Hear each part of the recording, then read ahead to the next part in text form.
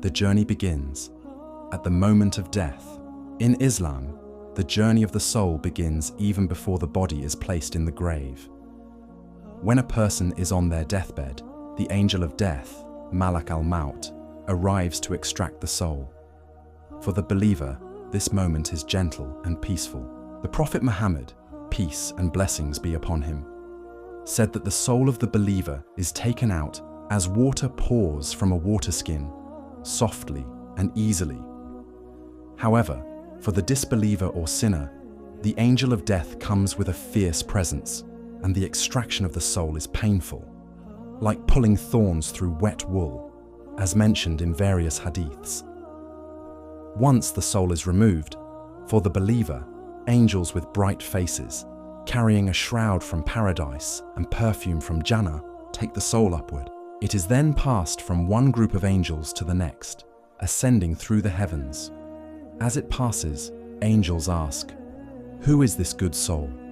And the response comes with the believer's best names.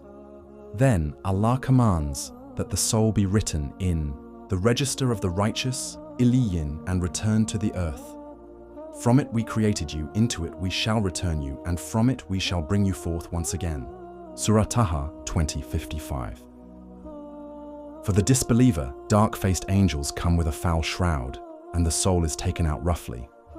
As it ascends, the gates of heaven do not open for it, and Allah commands, "Record his name in Sijin, in the lowest earth." Surah Al-Mutaffifin 83:7-9. The souls return to the grave. After this, the soul is returned to the body in the grave. The companions and family members finish burying the body and leave. As the people walk away, the deceased hears the sound of their footsteps, as authentically reported in Sahih al-Bukhari. This is when the true loneliness begins, one that every soul must face alone. At this moment, two terrifying angels, Munkar and Nakir, appear in the grave. Their faces are described in Hadith as fearsome, and they are black and blue in color. They sit the person up in the grave and begin the questioning. The grave's first test, the 3 questions. The angels ask, "Who is your Lord? What is your religion? What do you say about the man who was sent among you?" If the deceased was a true believer, they will answer with ease, "My Lord is Allah, my religion is Islam, and the man sent among us is Muhammad, peace and blessings be upon him." The angels will then say, "You have spoken the truth." But if the person was a hypocrite or disbeliever, they will stammer and say, "Huh? I don't know. I heard the people say something, so I said the same."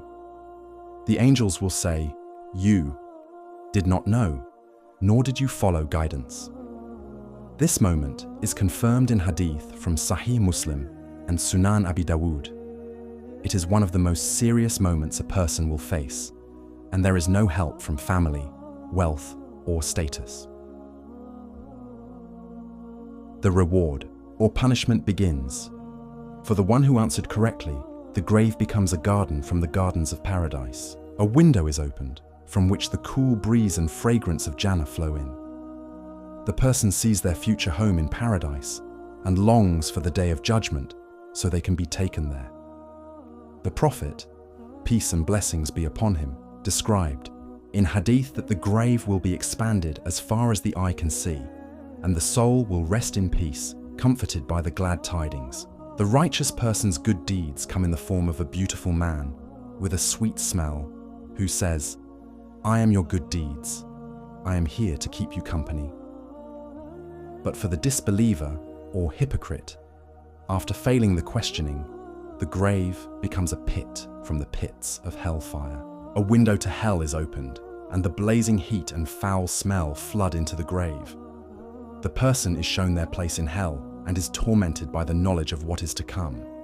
The grave tightens around the body until the ribs interlock, as described in Musnad Ahmad. An ugly, foul-smelling figure appears. This is the person's evil deeds, who says, "I am your bad deeds. I am here to torment you." The life in Barzakh. This state of peace or torment continues until the day of resurrection. This stage is called Barzakh, as mentioned in the Qur'an. And behind them is a barrier, Barzakh, until the day they are resurrected.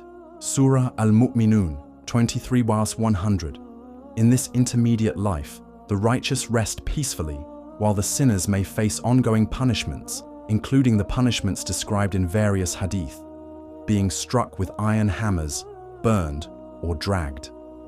The Prophet, peace and blessings be upon him, said in an authentic hadith recorded in Sahih al-Bukhari, "When one of you dies, his place in paradise or hell is shown to him every morning and evening."